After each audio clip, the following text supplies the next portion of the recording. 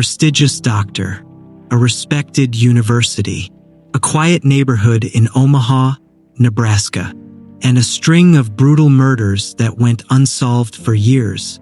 Welcome back to Mysterious Crimes. I'm Edie, and today we're diving into a case so chilling, so senseless, it left an entire city in fear, and investigators baffled. This is the story of Anthony Garcia, the doctor-turned-cold-blooded killer who unleashed a calculated wave of terror, and almost got away with it. May 14, 2013. It was a quiet Tuesday in Omaha's upscale neighborhood on California Street. But inside one house, something horrifying had occurred. Police entered the home of Dr. Roger Brumback and his wife Mary. What they found was gruesome. Roger had been shot and stabbed multiple times. Mary had also been stabbed to death. The scene was brutal, overkill, rage-filled. But who would want to murder a retired pathologist and his wife in cold blood? And why? Now here's where things take a terrifying turn. 5 years earlier, in March of 2008, another horrific crime rocked Omaha. 11-year-old Thomas Hunter, the son of a Creighton University professor, and the family's housekeeper, Shirley Sherman, were found stabbed to death inside the Hunter residence. The double homicide seemed random, but something didn't add up. The brutality, the location, the victims. There was no forced entry, no robbery, just death. And for years there were no leads, no suspects. The case went cold, and the families were left without justice. But in 2013, with the murders of Roger and Mary Brumback, detectives started connecting the dots. Both Roger Brumback and Thomas Hunter's father worked in the Creighton University pathology department.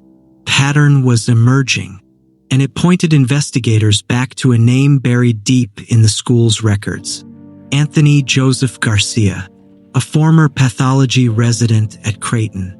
Quiet, reclusive, but there was a darkness behind his eyes. Garcia had been terminated from his residency in 2001. According to reports, he struggled with professionalism and clashed with superiors. It was a significant blow, and it festered, like poison. He tried to continue his medical career elsewhere: Louisiana, Illinois, Indiana, but it never quite worked out. His life spiraled into mediocrity and rejection. He held grudges, and those grudges would eventually turn lethal. Now let me walk you through how detectives finally cracked the case.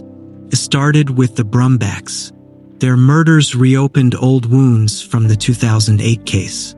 Investigators realized that both Roger Brumback and William Hunter, the father of Thomas, had been involved in terminating Garcia's residency.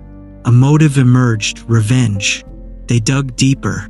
Garcia's cell phone records, his credit card receipts, his travel history, and what they found chilled them to the bone. Garcia had been in Omaha both in 2008 and again in 2013, around the times of the murders. Surveillance video placed him in the area. He had even bought a gun and a knife just weeks before the Brumback killings. One damning clue? A Home Depot receipt. Garcia had purchased a flashlight and other tools. The timestamp? Just hours before the murders. He made mistakes. He left a trail. And after years of mystery, the net was finally closing. On July 15, 2013, 2 months after the Brumback murders, Garcia was pulled over in Illinois by police. What started as a routine traffic stop quickly escalated.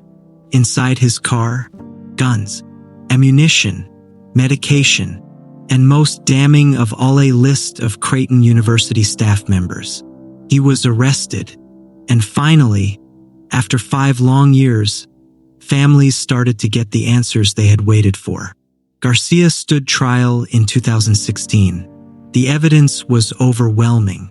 The jury listened to weeks of testimonies, photos, autopsy reports, surveillance footage, GPS data. Garcia showed little emotion. After a harrowing trial, Garcia was found guilty of 4 counts of first-degree murder and sentenced to death. He became one of the few people in Nebraska history to receive the death penalty after a long and gruesome investigation. So who was Anthony Garcia? A brilliant mind who couldn't handle failure? A man so consumed by ego and vengeance that he slaughtered innocent people, including an 11-year-old boy and a housekeeper? Psychiatrists later described him as narcissistic and dangerous. He believed the world owed him success, and when it didn't deliver, he made others pay. For lives were stolen by one man's bitterness. Thomas Hunter, Shirley Sherman, Roger and Mary Brumback. Their stories remind us that evil can hide in the most unexpected places, even behind a doctor's coat. If this case shocked you as much as it shocked me, please support the channel. Like, comment, and share this video. Help us keep these stories alive, and remember the victims whose lives were cut short. I'm ED, and this is Mysterious Crimes. Until next time, stay curious, stay cautious, and stay safe.